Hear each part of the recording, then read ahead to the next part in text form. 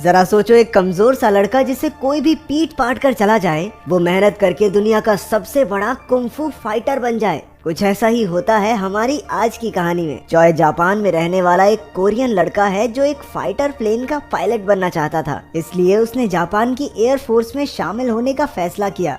एक दिन वो अपने दोस्त चूनबे के साथ एयरफोर्स ट्रेनिंग कैंप के लिए रवाना हो गया। वो ट्रेनिंग कैंप में चले तो गए, लेकिन जापानियों ने उनके साथ सौतेला व्यवहार करते हुए सभी कोरियंस को रस्सी से बांधकर उन पर बहुत अत्याचार किए। तभी वहाँ का कमांडर केटो आया और उसने कहा कि सभी कोरियंस की रस्सियाँ खोल दी जाएं। जैसे ही वो आजाद हुए, उनमें से एक ने केटो को गालियाँ देनी शुरू कर दी। ये सुनते ही केटो ने चोई को मुकाबला करने की चुनौती दी। अगर चोई जीत गया तो सारे कोरियंस आजाद कर दिए जाएंगे। इसके बाद चोई और केटो की लड़ाई शुरू हो गई, जिसमें चोई ने एक कोरियन फाइटिंग स्टाइल का इस्तेमाल किया, लेकिन केटो ने उसे बड़ी आसानी से हरा दिया। लेकिन इससे पहले कि वो उसे जान से मार देता, उनके अड्डे पर अमेरिकन लड़ाकू विमानों ने हमला कर दिया और मौका देखकर सारे कोरियन अपनी जान बचाकर भाग निकले। इसके बाद चोई ने टोक्यो में चूनबे की छोटी सी दुकान पर हाथ बटाना शुरू कर दिया। जब सब कुछ ठीक चल रहा था तो याकुजा नाम का एक गैंगस्टर और उसके आदमी चूनबे की दुकान पर आकर हफ्ता मांगने लगे,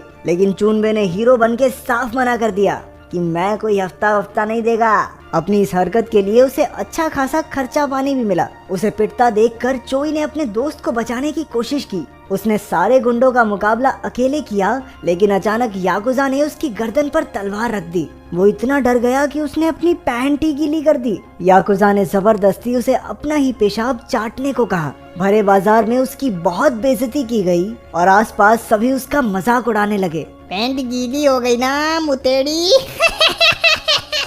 थोड़ी देर बाद भीड़ में से बूमसो नाम का एक आदमी चोई के पास आया और उसे जमीन से उठाया। उसने सभी बदमाशों का मुकाबला किया और एक एक करके सबको चित कर दिया। चोई दूर से छिपकर ये सब देख रहा था और अपनी गैंग को हारता देख याकुजा मुंह छुपाकर वहां से भाग निकला। बाद में हमें पता चला कि बूमसो भी असल में एक मार्शल आर्ट्स का खिलाड़ी है। वो भी चोई की तरह कोरिया से था। फिर वो चोई और चूनबे को अपने साथ एक सर्कस में ले गया, जहां काफी कोरियन लोग साथ में काम करके अपना गुजारा कर रहे थे। वहां सभी बूमसो की बहुत इज्जत करते थे, क्योंकि वही सबके खाने पीने का इंतजाम करता था। वो तो कोरियन बच्चों के लिए एक स्कूल खोलने की भी कोशिश कर रहा था। तभी चोई ने बूमसो से उसे लड़ना सिखाने की गुजारिश की, लेकिन बूमसो ने ये कहकर मना कर दिया कि ये लड़ाई वड़ाई में कुछ नहीं रखा, इस सब के बारे में मत सोच। लेकिन चोई भी इतनी आसानी से हार मानने वालों में से नहीं था। वो बूमसो को मनाने के लिए तेज बारिश में उसके घर के बाहर जाकर बैठ गया। इसके बाद फ्लैशबैक में दिखाया गया कि असल में बचपन में चोई बूमसो से ही मार्शल आर्ट सीखता था, लेकिन कुछ मजबूरियों के कारण बूमसो को अपना शहर छोड़कर जाना पड़ा। रात से सुबह हो गई थी और चोई अब भी उसके घर के बाहर बैठा था। उसने मन बना लिया था कि अगर वो लड़ना सीखेगा तो सिर्फ बूमसो से ही। उसकी लगन देखकर बूमसो भी पिघल गया और उसे सिखाने के लिए राजी हो गया। उसने चोई को मार्शल आर्ट्स के कपड़े और एक किताब दी। फिर उसने कहा कि बिना न्याय की ताकत होने से चारों ओर दहशत मच जाती है, इसलिए इस कला का इस्तेमाल सिर्फ खुद के और दूसरों के बचाव के लिए ही किया जाना चाहिए।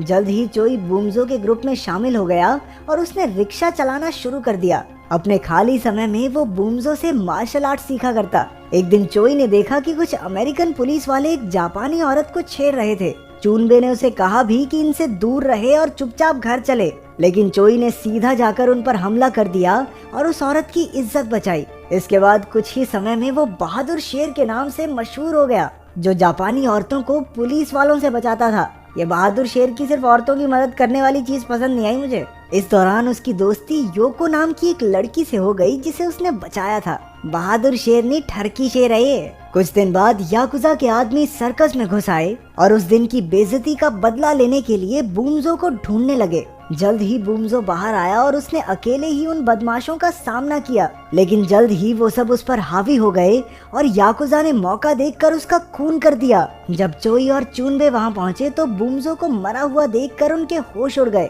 अगले दिन चोई ने अपने गुरु की मौत का बदला लेने की कसम खाई। वो अकेला ही याकुजा के अड्डे की ओर चल पड़ा और बाकी कोरियन लोग भी हथियार लेकर उसके पीछे हो लिए। उधर याकुजा के आदमी भी पूरी तरह तैयार थे, क्योंकि वो जानते थे कि ये लोग बदला लेने जरूर आएंगे। इसके बाद दोनों गुटों में भयंकर लड़ाई शुरू हो गई और सब एक दूसरे के खून के प्यासे हो गए। जल्द ही एक कोरियन आदमी ने याकुजा को मार डाला। उधर से पुलिस भी आ पहुंची और उन्होंने बड़ी मुश्किल से दोनों गुटों की लड़ाई रुकवाई। इसके बाद चोई ने अपना सारा सामान बांध लिया और उसने संन्यास लेकर एकांत में जिंदगी बिताने का फैसला किया। उसे इस बात का पछतावा था कि वो अपने लोगों की रक्षा नहीं कर पाया। तभी योको वहां आ गई और उसे जाने से रोकने लगी, लेकिन चोई किसी की बात न सुनते हुए वहां से चला गया। पहाड़ों में जाकर उसने बड़े जोरों शोरों से अपनी ट्रेनिंग शुरू कर दी। वो दिन रात कड़ाके की ठंड में भी प्रैक्टिस करता रहता। उसने अपनी ट्रेनिंग के लिए चीजें बनाई और अपने गुरु की दी किताब से सीखने की कोशिश की। शुरुआत में तो उसे इतने ठंडे इलाके में रहने में काफी मुश्किलें आई, लेकिन वहाँ कुछ दिन बिताने के बाद उसका शरीर वैसा ही ढल गया। धीरे धीरे वो इतना ताकतवर हो गया कि अपने एक ही वार से पत्थर तक तोड़ देता। वो हर समय अपने शरीर को बेहद ताकतवर बनाने में लगा रहता। कई महीनों तक दिन रात मेहनत करने के बाद उसे भरोसा हो गया कि उसके गुरु की दी हुई किताब से उसने सब कुछ सीख लिया है। फिर वो पहाड़ों से वापस शहर में आ गया और जापान के बेहतरीन फाइटर्स को चुनौती देने लगा। सबसे पहले वो नीजो डोजो नाम के कराटे स्कूल में गया। अपने फटे पुराने कपड़ों में वो अंदर घुसा और डोजो के लीडर को मुकाबले के लिए ललकारा। लीडर उसका हुलिया देखकर उस पर हंसने लगा और उससे लड़ने के लिए अपने एक फाइटर को भेज दिया। चोई ने एक एक करके 10 फाइटर्स को एक ही झटके में पटक दिया। आखिरकार उस डोजो के लीडर को भी हराकर वो सारे अखबारों में छा गया। जब पूरे जापान में चोई की बहादुरी के चर्चे होने लगे तो ये खबर केटो तक भी पहुंच गई। केटो अब जापान की कराटे एसोसिएशन का हेड था। कोरिया से आए एक लड़के को बड़े बड़े जापानी फाइटर्स को हराता देख वो परेशान हो गया। उधर चोई एक के बाद एक नामी फाइटर्स को लगातार हराते जा रहा था। उसने हर तरह के फाइटर्स को हरा दिया, फिर चाहे वो कोई भी मार्शल आर्ट्स क्यों ना करते हों। अपनी काबिलियत की वजह से वो पूरे जापान में मशहूर हो गया था।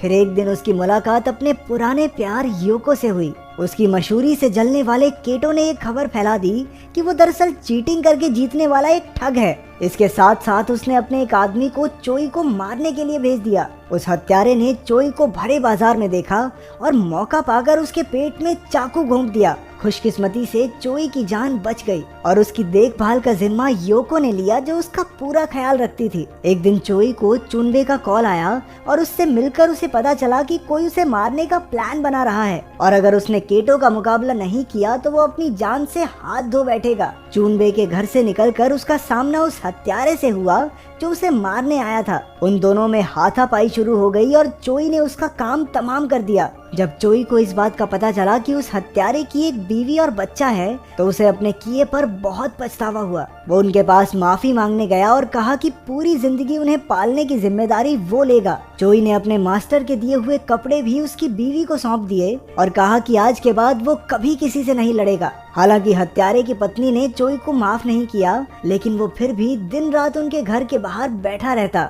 आखिरकार एक दिन वो मान गई जब चोई उसके बेटे को पहाड़ के ऊपर चढ़ाकर वहाँ का नजारा दिखाकर लाया। इसके बाद उसने चोई को कपड़े वापस देकर कहा कि लोगों के भले के लिए लड़े। इसके बाद चोई को केटो की चुनौती के बारे में पता चला और वो चुनौती स्वीकार करके अकेला ही उससे लड़ने निकल पड़ा। जल्द ही वो एक सुनसान जगह पर पहुंचा जहां केटो और उसके आदमी उसका इंतजार कर रहे थे। पहले चोई ने केटो के बदमाशों का सामना किया और बड़ी आसानी से उन्हें चित कर दिया। इसके बाद केटो से उसकी लड़ाई शुरू हो गई। केटो को लगता था कि उससे बेहतर फाइटर कोई भी नहीं है और वो बड़ी आसानी से चोई को हरा देगा, लेकिन ये सिर्फ उसके मन का वहम था, क्योंकि चोई के लड़ने का तरीका इतना अनोखा था कि केटो के लिए खड़े रहना भी मुश्किल हो रहा था। चोई ने केटो पर बहुत सारे वार किए जिससे केटो जमीन पर गिर गया। हालांकि केटो ने फिर से लड़ने की कोशिश की, लेकिन चोई के ताकतवर हमलों से उसके पैर की हड्डी ही टूट गई। इसके बाद केटो अपने घुटनों पर आ गया। उसकी ये हालत देखकर चोई को उस पर दया आ गई